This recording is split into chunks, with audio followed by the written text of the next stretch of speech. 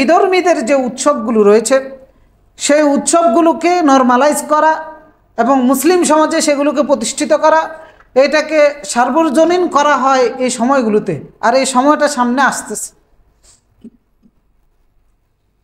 এই জন্যই আমরা ঠিক করেছি যে আজকে এই বিষয়ের উপর আলোচনা করব। কারণ মুসলমান যুবক যুবতীরা মিছিল করে এই সমস্ত উৎসবগুলোতে অংশগ্রহণ করে, নাচানাচি করে, গায়ে রং মাখে, ভার্সিটিগুলোতে ইউনিভার্সিটিগুলোতে ঘটা করে অনুষ্ঠান করে এগুলোকে পালন করা হয় এবং দলে দলে মুসলিম মেয়েরা ছেলেরা এগুলোতে অংশগ্রহণ করে।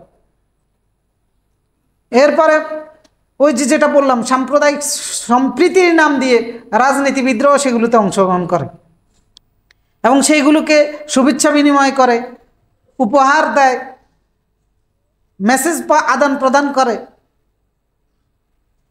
তো এই জাতীয় বিষয়গুলো করার মাধ্যমে একটা মুসলমান কি সে তার স্বতন্ত্রতা স্বকীয়তা বজায় রাখতে পারে? তার নিজের আত্মমর্যাদা বোধ বলতে, তার ধর্মীয় সম্মান বলতে কিছু থাকে? কোন মুসলমানের যদি এই সমস্ত বিষয়গুলোর ক্ষেত্রে আপত্তির জায়গা না থাকে তাহলে সে মুসলমান হিসেবেও থাকার সুযোগ নেই।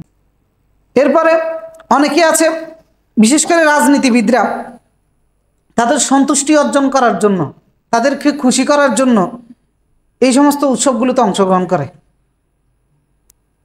যারা চলে গেছে তারা তো করছে, যারা আছে এরাও করে।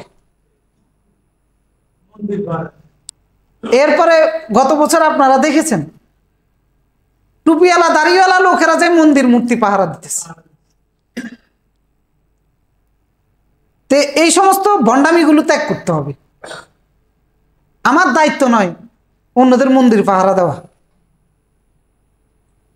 এমন কোনো স্বার্থ থাকতে পারে না যে স্বার্থ হিন্দুদের মন্দির পাহারা দিতে হবে।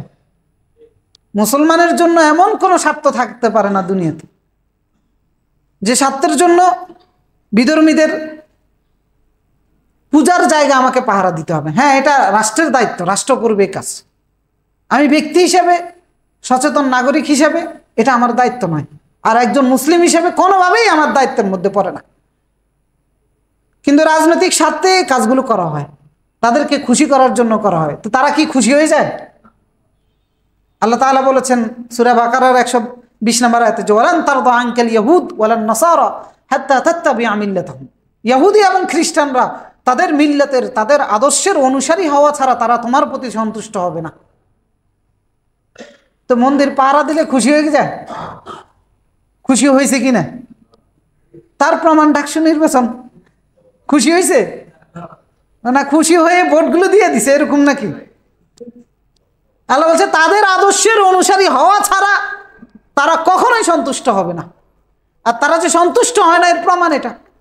আর যদি তারা সন্তুষ্ট হয় তাহলে বুঝতে হবে গন্ডগোল তাদের ভিতরে না হলে আমার ভিতরে। আল্লাহ যেটা এখানে বলে দিয়েছেন এটা হচ্ছে মানদণ্ড, যে তারা তোমাদের প্রতি তাদের আদর্শের অনুসারী হওয়া ছাড়া সন্তুষ্ট হবে না।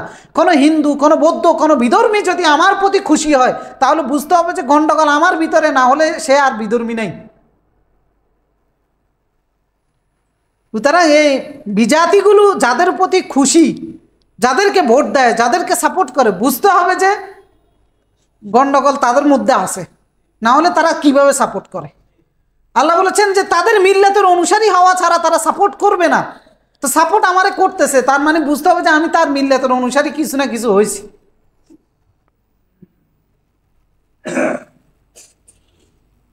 কিন্তু আফসোস হচ্ছে আমাদের এই মুসলমানগুলোর জন্য, অবুঝ মুসলমানগুলোর জন্য, যারা আমরা এই কোরআনের মানদণ্ড, কোরআনের আল্লাহর দেওয়া বিধানের তাৎপর্যগুলো আমরা উপলব্ধি করি না এবং প্র্যাকটিক্যাল বাস্তবায়ন করি না। মুসলমানের এই আপত্তির জায়গাগুলো থাকতে হবে, বিধর্মীদের সাথে সেপারেশনের এই জায়গাগুলো থাকতে হবে, আপোষহীনতার এই জায়গাগুলো ক্লিয়ার থাকতে হবে, যে তাদের সাথে আমাদের, তাদের নীতি আদর্শের সাথে, তাদের কৃষ্টি কালচারের সাথে মুসলমানের কোনো আপোষ হতে পারে না। হ্যাঁ, তাদেরকে আমরা তাদের কোনো অধিকার হন্য করব না, তাদের নিরাপত্তা নষ্ট করব না, তাদের জায়গা জমিন দখল করব না, তাদেরকে মারধর করব না, কিন্তু তাদের নীতি আদর্শের সাথে আমাদের কোনো আপোষ হতে পারে না।